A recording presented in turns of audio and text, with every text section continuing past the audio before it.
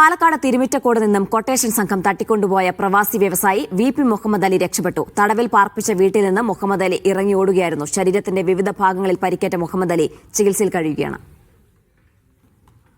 ഇന്നലെ വൈകുന്നേരം 6:30യോടെയാണ് വ്യവസായിയായ VP മുഹമ്മദ് അലിയെ തട്ടിക്കൊണ്ടുപോയത്.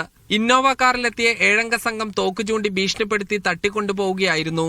നെടുമ്പാശ്ശേരി വിമാനത്താവളത്തിലേക്ക് പോകും വഴി പാലക്കാട് തിരുമിറ്റക്കോട് കോഴിക്കാട്ടിരി പാലത്തിന് സമീപത്ത് വെച്ചാണ് സംഭവമുണ്ടായത്. കാറിൽ വെച്ച് ക്രൂരമായി മർദ്ദിച്ചു. മറ്റൊരു കാറിൽ കയറ്റിയ ശേഷവും മർദ്ദനം തുടർന്നു. കോതകുർശിയിലെ ഒരു വീട്ടിലെത്തിച്ചും മർദ്ദിച്ചു. ചുണ്ടിൽ കത്തികൊണ്ട് വരഞ്ഞു. അക്രമി സംഘം മദ്യപിച്ച് ബോധരഹിതരായതോടെ VP മുഹമ്മദ് അലി ഓടി സമീപത്തെ പള്ളിയിൽ കയറി.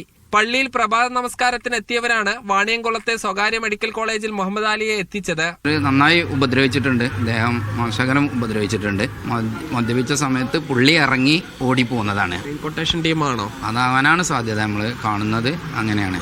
70 കോടി രൂപ വേണമെന്നും ഈ വിവരം പോലീസിനെ അറിയിക്കരുതെന്നും മകന് വാട്സപ്പിൽ സന്ദേശം അയപ്പിച്ചു. വയനാട്ടിലെ നീലഗിരി കോളേജുമായി ബന്ധപ്പെട്ട വിഷയങ്ങൾ പറഞ്ഞാണ് മർദ്ദിച്ചത്. ചിലരെ സംശയമുണ്ടെന്നും ഈ വിവരം പോലീസിന് കൈമാറിയിട്ടുണ്ടെന്നും VP മുഹമ്മദ് അലിയും മകനും പറഞ്ഞു. അവർ കൊണ്ടുവരട്ടെ, ആ ലീഡിനെ അവർ കൊണ്ടുവരട്ടെ. എന്താണ് ആക്ച്വലി സംഭവിച്ചെന്നുള്ളത് അത് അവർ തെളിയിക്കട്ടെ. ഇല്ല, പറയാനായിട്ടില്ല. അത് കൊട്ടേഷൻ സംഘത്തെക്കുറിച്ച് പോലീസിന് പ്രാഥമികമായ വിവരങ്ങൾ ലഭിച്ചിട്ടുണ്ട്. കൊട്ടേഷൻ നൽകിയവരെക്കുറിച്ചും പോലീസ് അന്വേഷണം തുടങ്ങി. ഷൊർണൂർ DYSPയുടെ നേതൃത്വത്തിൽ പോലീസ് അന്വേഷണം തുടരുകയാണ്. സാജിദ് അജ്മൽ, മീഡിയ 1, പാലക്കാട്.